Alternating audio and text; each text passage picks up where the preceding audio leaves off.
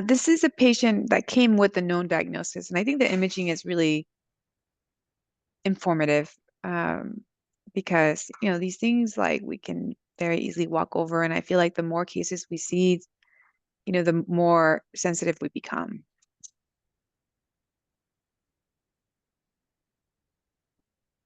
And then here's the axial.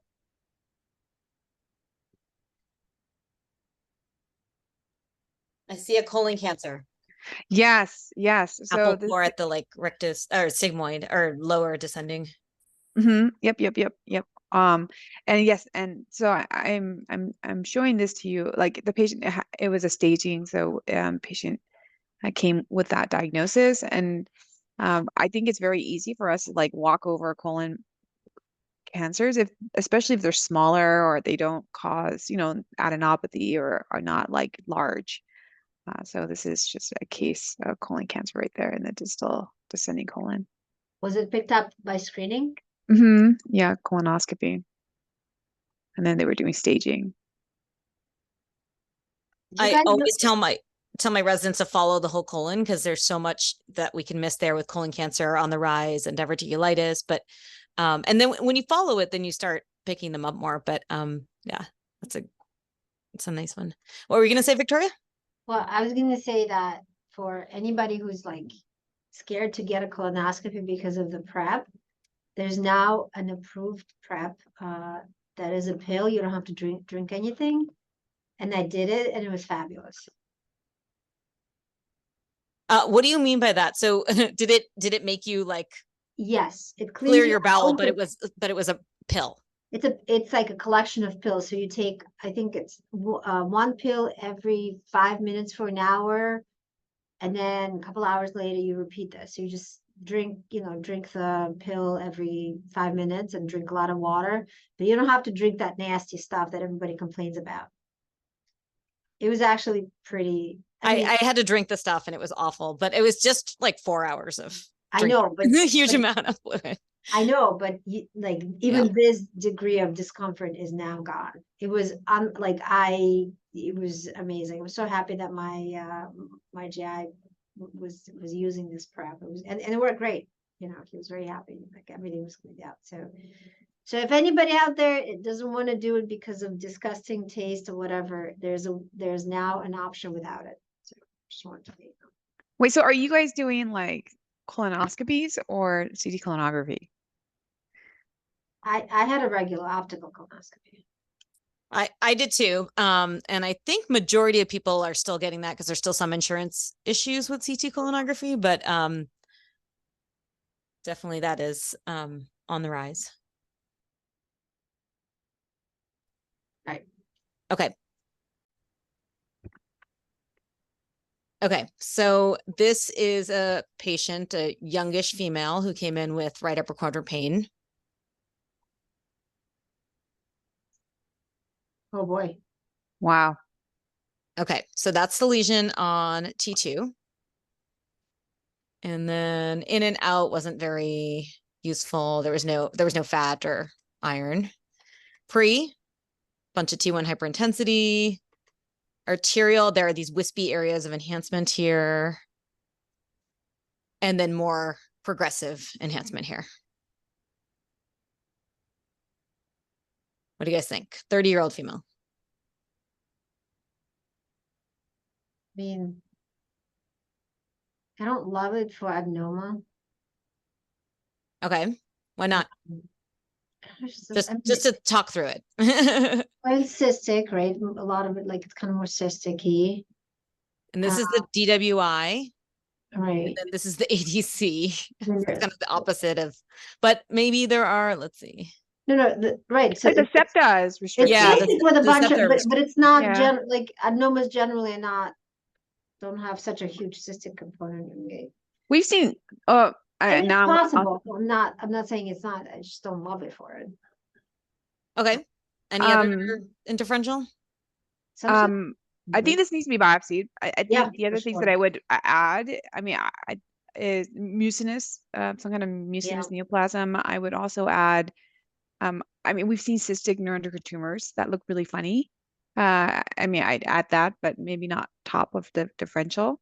The other, I mean, we want to say hemangioma, but this looks so ugly that I feel like you would still need to biopsy this thing. And you can't just leave it alone. It has a very lobulated border now that I'm looking at it, but I don't know if that makes a huge difference or not. Yeah, great. This is exactly what we were thinking. Missionally, hemangioma was raised, but like this doesn't look good for hemangioma, and especially this, I would say this delayed enhancement pattern is not like the globular filling in, so you could get deceived thinking like, oh, it's super T2 bright. It's got that peripheral enhancement, but this really looks a little different, like not. Sarcoma, angiosarcoma. Okay, excellent. Excellent. Okay, so we thought that. Then, of course, young female, we think about an adenoma, but as Victoria said, like the T2 looks very unusual for that. Weird. But she did have like a crit drop. So there was this, possibility like, oh, is it a ruptured adenoma? But like her hemoglobin was just generally kind of low. And then one of my bright colleagues brought up sarcoma. And the other thing we thought about was MCN. But again, this doesn't look great for an MCN. Usually those have like locules and enhancing septa, but not usually this kind of internal structure. And they're more common in the left lobe, segment 4, but not always. Anyway, so this was resected and turned out to be a undifferentiated sarcoma, possibly an undifferentiated embryonal sarcoma. Oh no. Scary. Yeah. So just a few, and okay. So then in retrospect, interesting. So embryo, is that why it's like T2 hyperintense? Because I mean, I'm like, could it be a mixed weight sarcoma or something? Yeah, exactly. I thought the exact same thing. Like, oh, myxoid sarcomas can be T2 bright, but there is this thing called undifferentiated embryonal sarcoma of the liver. There's a radiographics paper. It's best cases from AFIP, and it looks very, very similar to our case. So T2 bright, it's got that like spindly kind of T2 dark appearance, and then this is the enhancement. This one had more enhancement than ours, but most of the cases that you'll find online, they're all very, very cystic looking. It's a very aggressive tumor. It's actually this one also like it almost looks a little like a hemangioma, but it was an undifferentiated embryonal sarcoma. And then the other interesting thing that I did not realize was that this is actually the third most common liver tumor in children.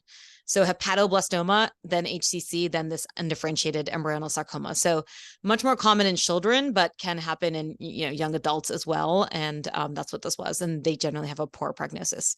So I thought my colleague Amir did an awesome job. He immediately brought up sarcoma, and that's what this was. So did they biopsy before resection, or was it just directly? No, it was no, because none of us really like deeply thought it was a hemangioma. And actually she ended up getting like worse and worse pain, and kind of like became an inpatient, and then ended up like going for like a semi-emergent oncologic resection though.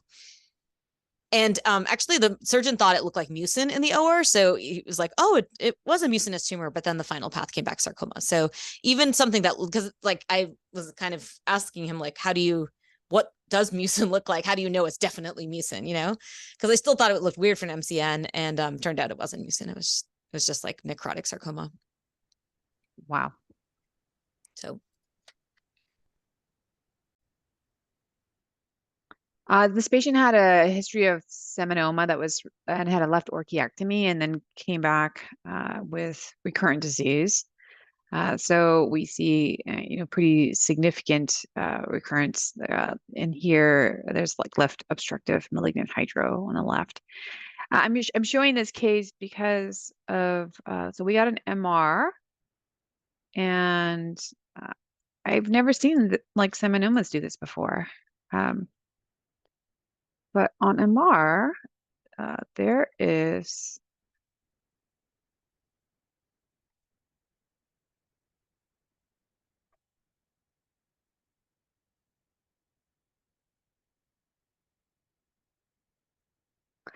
vascular invasion. And it was biopsy pure seminoma. I mean, normally, seminomas I think of typically mostly primarily lymph node. They can, I guess, also do hematogenous metastasis. But vascular invasion is not something that's typically associated with seminomas. So this is just kind of a unusual kind of phase. But I mean, I guess maybe it's just so aggressive that it's, yeah. yeah. I do like that, like encasing the vessels thing, because like everyone always thinks about lymphoma in that situation, but I have seen some seminomas do that as well. So I think they can just be kind of, infiltrative, aggressive. Yeah. This is nasty with vascular invasion. Okay, so this was a patient who had pelvic pain and was clinically felt to be like rapidly enlarging uterine mass. So this is the T2.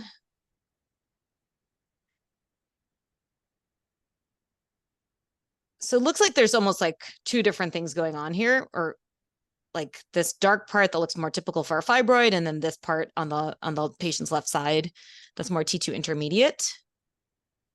And all of it demonstrated pretty robust enhancement. Well, I like that, robust.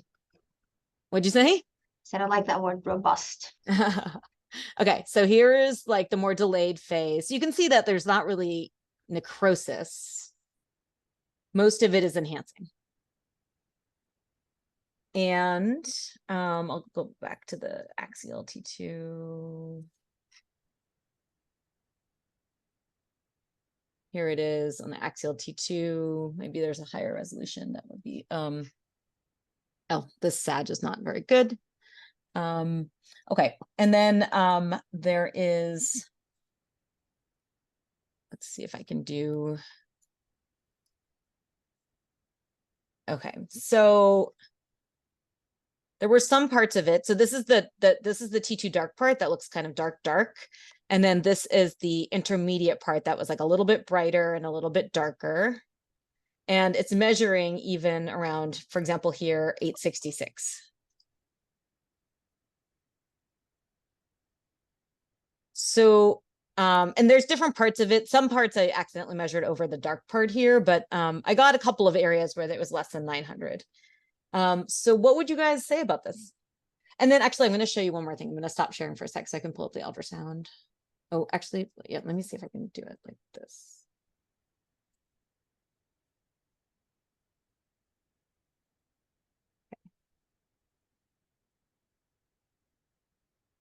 Okay, can you see the ultrasound? Yes. Okay, so this was the ultrasound from 5 years prior. Patient is now like nearly menopausal, like 49, but 5 years ago at 44, her uterus was much smaller on this ultrasound. Gotta come out. Sorry, what? Gotta come out. Okay, good. So anyway, it came out and it was all one large fibroid. Wow. So Can you show the T2 again, please? Sorry. Uh-huh.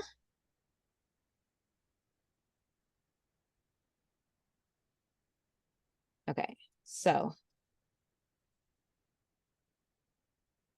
I was sort of thinking like these were two separate entities, and this part was kind of alarming because it had this like infiltrating, ill-defined border here, and some parts of it that measured less than 900, and our B value was 1,000. But this turned out to be one large fibroid. So, and they said like a world appearance of one large 15 centimeter fibroid. So I don't know. I guess I just wanted to show this as yet another interesting case. Statistically, most of these end up being fibroids. I hadn't really, I guess, seen a fibroid that had this like yin-yangy appearance, but just kind of, and the 900 didn't. Most of the lesion was more than, it was like about 900 to 1,000, so it was like borderline, but there were some areas that were less than 900. So just I'm curious if any you guys had any other comments or. So it's so unusual for the fibroid to develop though, right?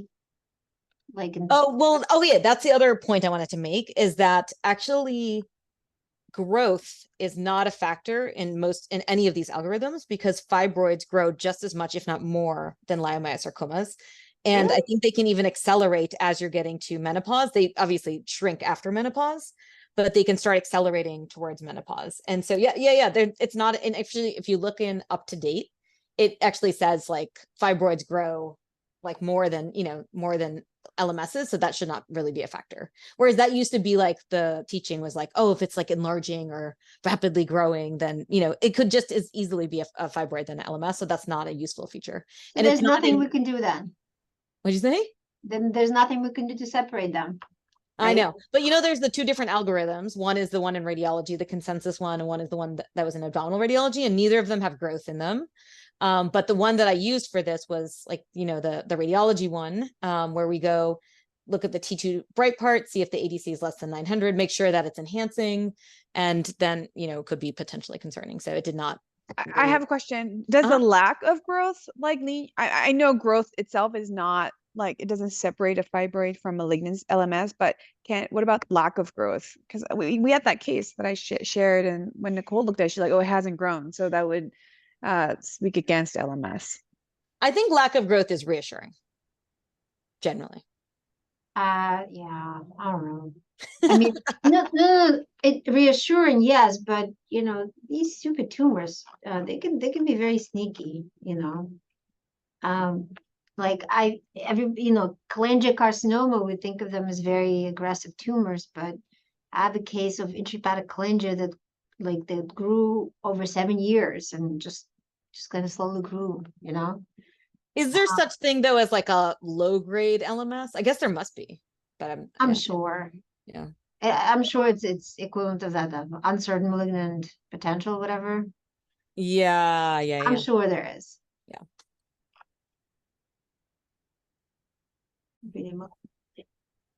Okay, sorry, repeat what you said. I said the only thing, like the only certain thing, if something is either regresses or clearly decreasing spontaneously, then you can kind of like, okay, I'm not that worried about it. But yeah, I wouldn't dismiss anything just because it hasn't grown in a few years. Yeah. Okay. So this is a patient who came in with right upper quadrant abdominal pain. This is the ultrasound of the gallbladder. So there's a little bit of thickening. No real stones. And then we got a CT subsequently. And there we see the gallbladder again.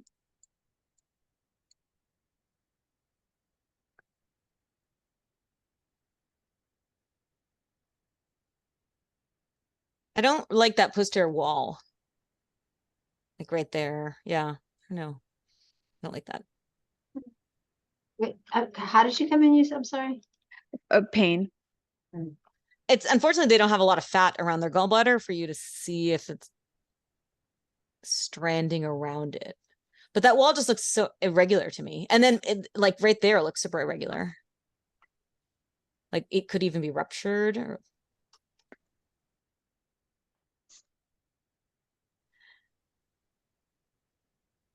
Interesting. The mucosa looks intact there. Keep going through. Oh, wait. And then it gets, I don't know, it gets ill-defined. And then maybe. So this went to the OR, and this was an ischemic and strangulated gallbladder. Oh my gosh. Due to the torsion. The gallbladder was torsed.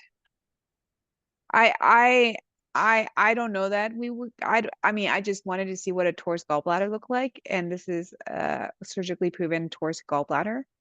But if I see another case like this, I don't know that I would call this torsed, but I think just someone showed me one case, but it was like a much clearer like twist. But yeah. I will say like the direction of this gallbladder is a little weird in retrospect, only in retrospect, right? It's going like the opposite direction than you think it should go. Yes, I mean we don't really see the gallbladder like pointing this way, That's actually a really nice. Yeah, that's a good reminder. The gallbladder should point this way, but it's pointing to the left instead of the right. Cool. But even that, I don't know that it's something I would raise. But yeah, it's towards gallbladder. And I don't think ultrasound was helpful. This is a patient with history of prior GYN surgery and coming with kind of abdominal pain, distension, nausea, vomiting. So this is our SAT, coronal. I mean, it feels like a bowel obstruction, and there's fecalization, and is it a closed loop? Hold on, let's see. But then there's like fluid-filled distal bowel as well as colon. Wait, Yeah. keep going with the colon.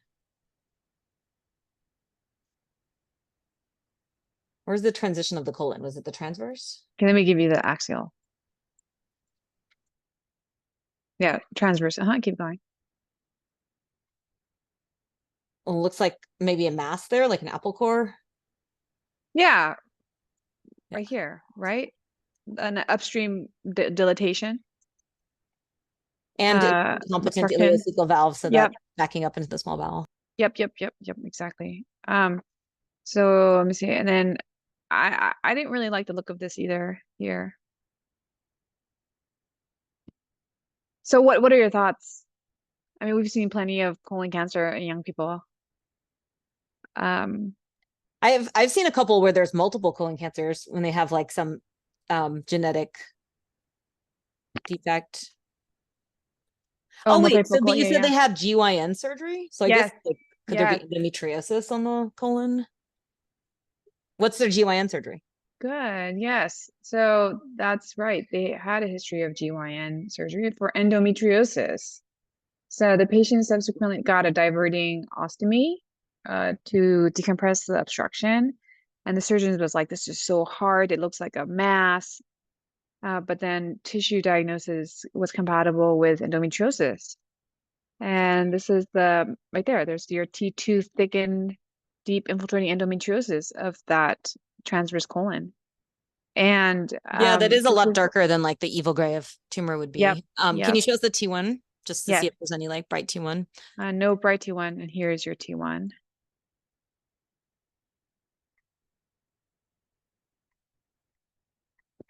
See if I can do it side by side so I can.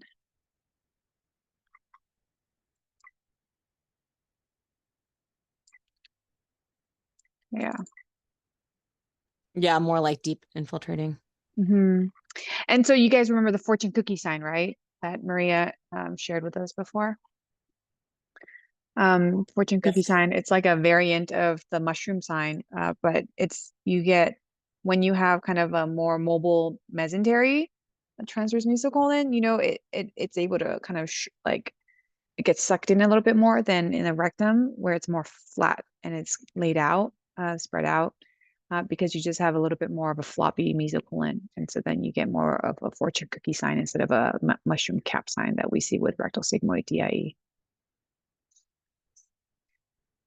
Cool. I didn't know about that explanation.